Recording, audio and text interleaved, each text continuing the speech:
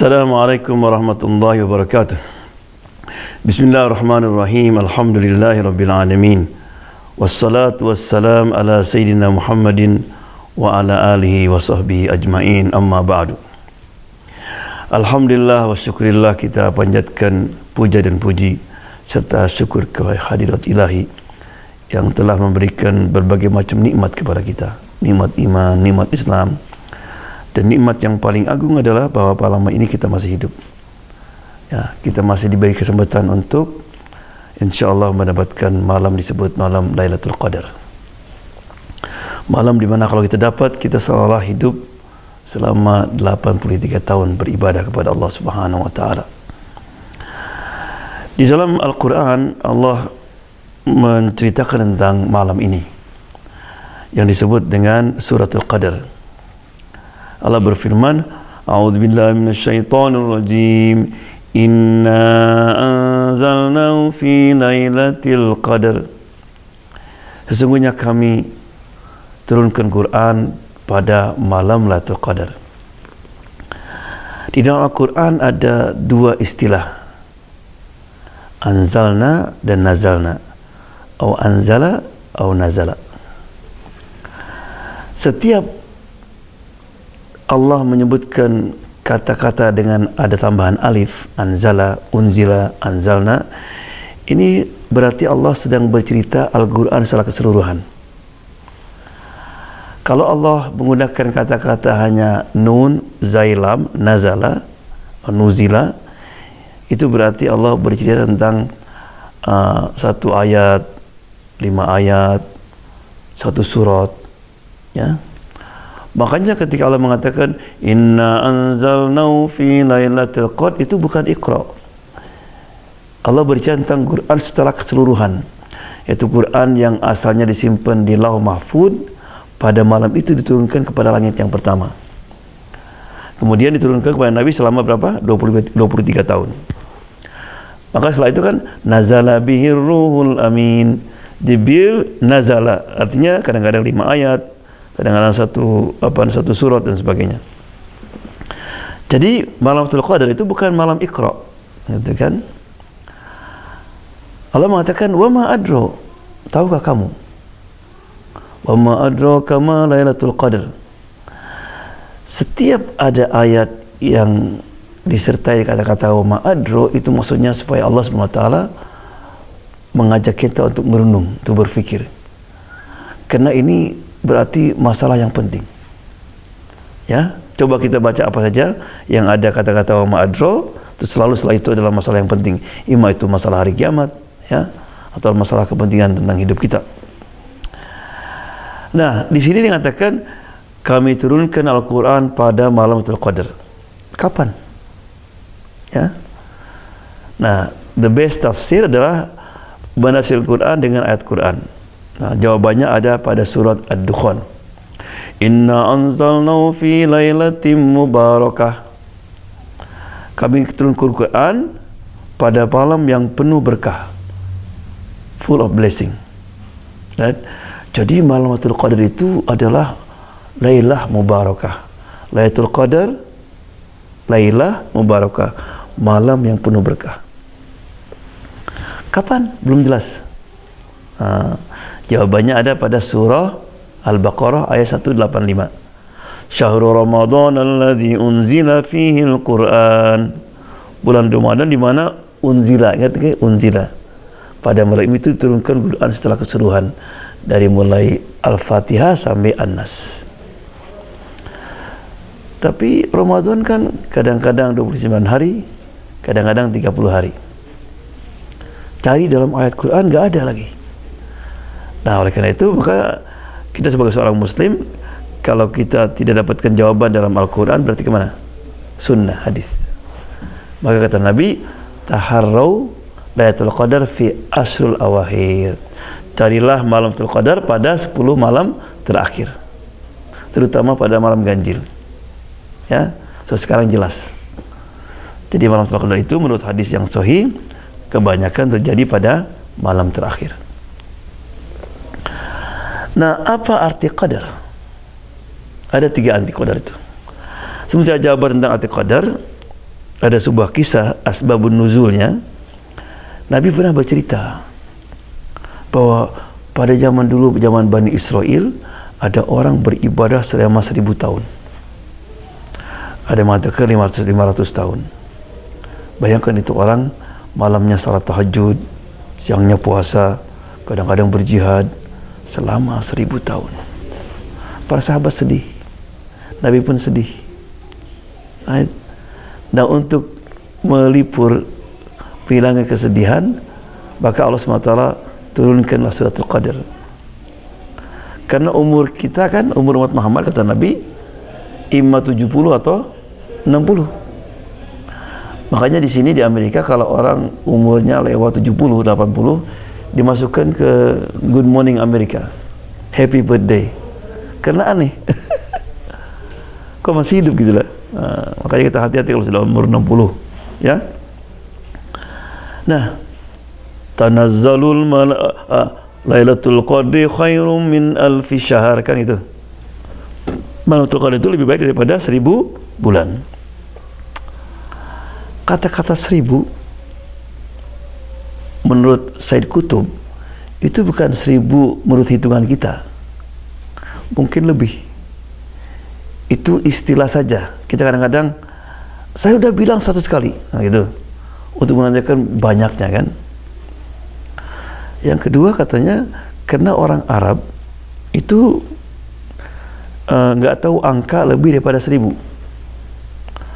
Maka dalam Al-Quran nggak ada kata-kata 1 juta, nggak ada. Nggak ada miliun, bahasa Arab miliun gitu kan, nggak ada, karena orang Arab nggak tahu. Ada sebuah kisah bahwa ketika Khalid bin Walid menumpaskan kerajaan Persia,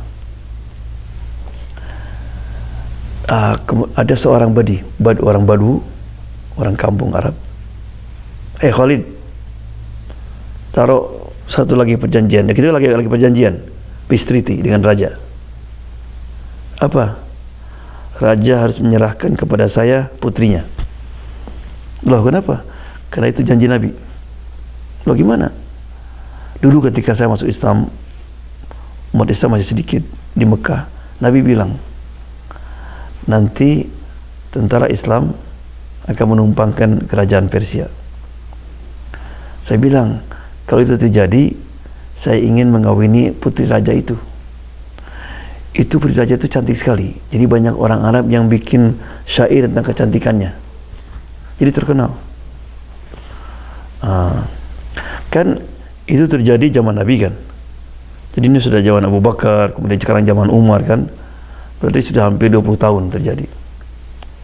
Kalau ditanya kepada sahabat yang lain, ya betul. Nabi mengatakan, ya itu untuk kamu nanti. Udah, makanya raja kena dalam keadaan kalah setuju. Di mana putrinya? Dalam. Masuk ke dalam. Udah kebayang gimana kecantikannya. Ditemukan perempuan gendut.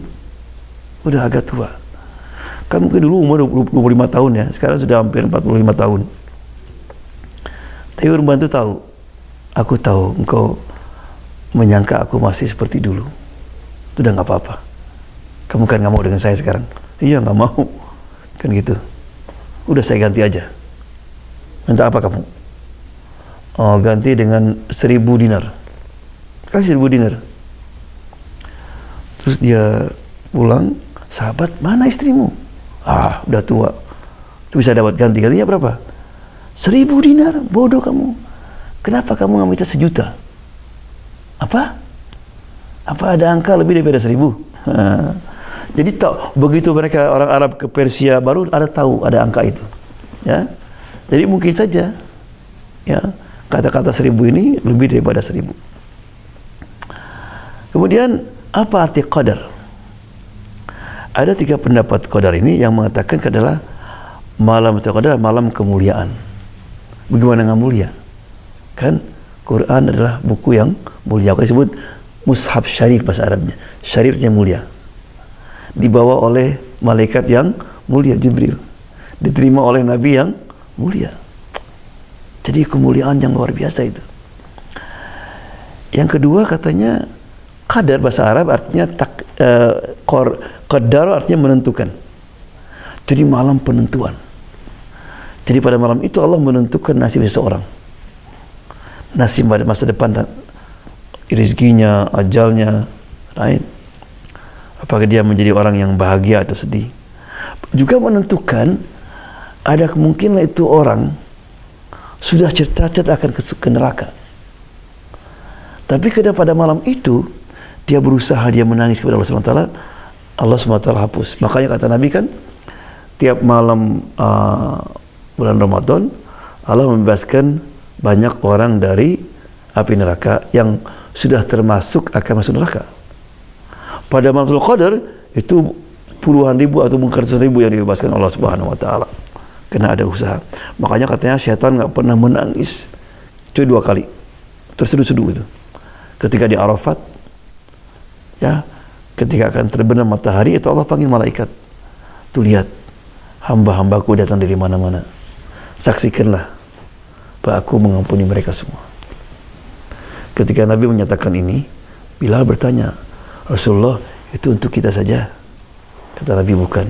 Untuk siapa saja yang datang ke sini, ya, minta ampun kepada Allah Subhanahu wa taala. Itu yang pertama. Yang kedua, pada malam Lailatul Qadar. Ya, syaitan sedih karena banyak yang akan jadi teman dia di neraka ternyata berubah. Maka itu malam penentuan. Ada lagi yang disebut dengan malam sempit. Qadar bahasa Arab artinya sempit. Dalam Quran akan yabsutu wa yaqdir. Allah memperluas rezeki atau mempersempit. Kenapa disebut sempit? Karena terlalu banyaknya malaikat yang turun. Tanazzalul malaikatu warruhu fiha biidzni rabbihim. Malaikat dipimpin oleh Jibril, ruh di sini Jibril turun ke bumi ini. Kata Nabi, jumlah malaikat sejumlah batu di bumi. Bayangkan itu. Kekuasaan Allah Subhanahu wa taala, ya. Oleh karena itu ada beberapa, meskipun itu hadisnya enggak kuat, katanya di antara tanda-tanda pada malam itu Lailatul Qadar itu nggak ada suara binatang. Suara kodok yang selalu ada kalau pagi-pagi kan, atau suara apa saja, diam semua. Karena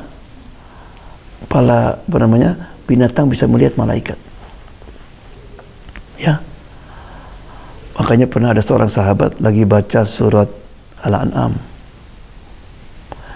Itu setiap dia baca, kudanya bersuara. Dia berhenti lagi. Besoknya bilang sama Nabi, kenapa suara saya? Karena dia lihat malaikat. Begitu kamu baca surat An'am, itu malaikat menyebarkan sinarnya yang bisa dilihat hanya oleh binatang. Karena memang ketika diturunkan surat Al-An'am itu dibawa oleh, kata Nabi, oleh ribuan malaikat, sehingga saya melihat seperti thunder, suara gemuruh dari banyaknya malaikat itu. Nah, pada malam itu adalah malam di mana malaikat turun dipimpin oleh Jibril. Kemana malaikat pergi? Kata Nabi, mencari yang malam itu orang sedang mengabdi, sedang menyembah kepada Allah Subhanahu wa taala. Dalam hadis maka malaikat nanti akan menyelamani orang yang qaimin, lagi berdiri salat, ya, au qari'in, lagi baca Quran, au musabbihin, baca tasbih, au dzakirin, au da'in. So apapun yang kita kerjakan pada malam itu, au mutasaddiqin. Jadi berarti kalau kita pada malam itu pas lagi salat, berarti kita bayangkan kita melakukan salat selama 83 tahun. Kita lagi sedekah, berarti kita kali sedekah selama 83 tahun. Ya. Tanazzalul malaikatu warruhu fiha biidzni rabbihim min kulli amrin salam. Salamun hatta matla'il fajr. Salam artinya pada malam itu malaikat membawa rahmah, membawa kedamaian, membawa kebahagiaan. Sampai kapan? Sampai fajar. Makanya kadang-kadang orang lupa kalau menjelang fajar itu, karena sudah menganggap tadi malam sudah beribadah, jadi leha-leha. Padahal justru Nabi selalu sampai fajar. Kayak seperti di Arafat, itu doa yang paling baik, terus sampai matahari terbenam. Karena saat itulah kan Allah memanggil malaikat, look down, lihat ke bawah. Pada saat itulah malaikat akan pergi. Ketika malaikat akan dipanggil oleh Jibril, Ar-Rahil, Ar-Rahil, depart. Jadi malaikat suruh kembali ke langit. Kata malaikat, Mada yaf'alullah bihim? Oh Jibril, apa yang Allah akan lakukan pada mereka yang saya pada malam itu saya selamani mereka? Kata malaikat Jibril, Allah memandang mereka. Barang siapa yang dipandang, maka dia akan selamat dari api neraka. Ya. Kemudian sebagai penutup, ada hal yang penting. Di antara mereka yang mungkin juga pada malam itu dia sedang mengharap kematul qadar, tapi oleh malaikat akan dilewat. Siapa itu? Yang pertama, yang durhaka kepada orang tua. Tapi bagaimanapun dia jungkir balik salat, kalau ibunya, ayahnya masih disakiti, tidak akan mendapatkan kematul qadar. Jadi hati-hati. Yang kedua, orang yang membutuhkan hubungan silaturahmi kepada siapa aja, baik keluarga pun sama muslim. Yang ketiga, orang yang suka mengadu domba. Yang terakhir adalah orang yang minum arak, addicted, ya. Ini 4 ini yang tidak akan mendapatkan Lailatul Qadar, ya. Mari kita berdoa, ya. Karena ada sebuah hadis, sebelum saya berdoa, ada yang menafsirkan kata-kata hatta matla'il fajar, artinya sampai akhir hidupnya. Jadi berarti setelah dia selesai Ramadan, dia selalu merasa damai hidupnya. Damai dengan dirinya, damai dengan orang tuanya, dengan istrinya, dengan suaminya, dengan semua orang. Ya. Jadi mudah-mudahan kita termasuk yang mendapatkan Lailatul Qadar itu, ya. Mari kita berdoa. Sebelum saya baca, ada sebuah hadis yang berbunyi demikian.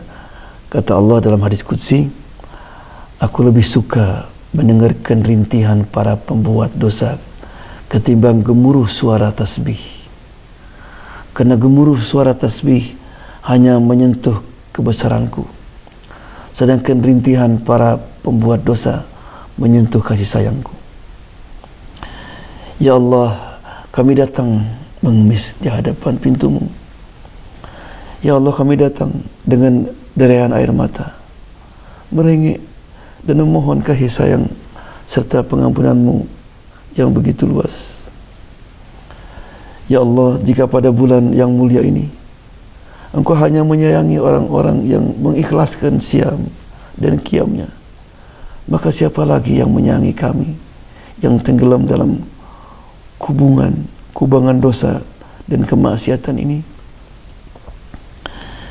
Ya Allah, jika Engkau hanya mengasihi orang-orang yang menantimu, orang-orang yang mentaatimu, maka siapa yang akan mengasihi kami yang berlumuran dengan dosa dan maksiat ini?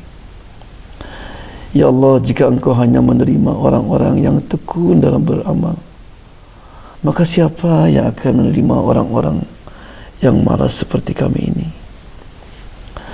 Ya Allah, tuangkanlah kesabaran atas diri kami, kokohkanlah pendirian kami, dan tolonglah kami terhadap gangguan orang-orang kafir, baik itu gangguan zahir maupun batin.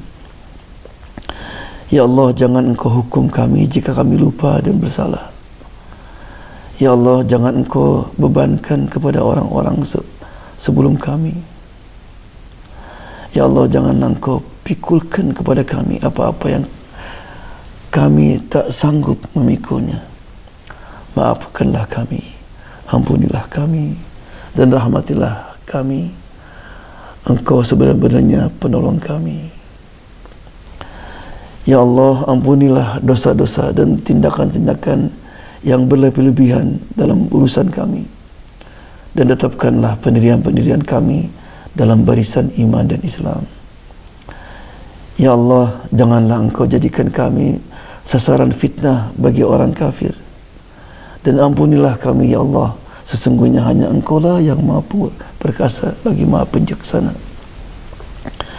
Ya Allah, janganlah Engkau jadikan hati kami condong kepada kesesatan, padahal Engkau sudah memberi petunjuk kepada kami. Dan kurniakanlah kepada kami rahmat dari sisimu, kerana sesungguhnya Engkau Maha Pemberi kurnia. Ya Allah, kami telah beriman, maka ampunilah kami dan berilah kami rahmat, kerana Engkau adalah sebaik-baiknya pemberi rahmat. Ya Allah, sempurnakanlah cahaya bagi kami, kerana sesungguhnya Engkau Maha Kuasa atas segala sesuatu.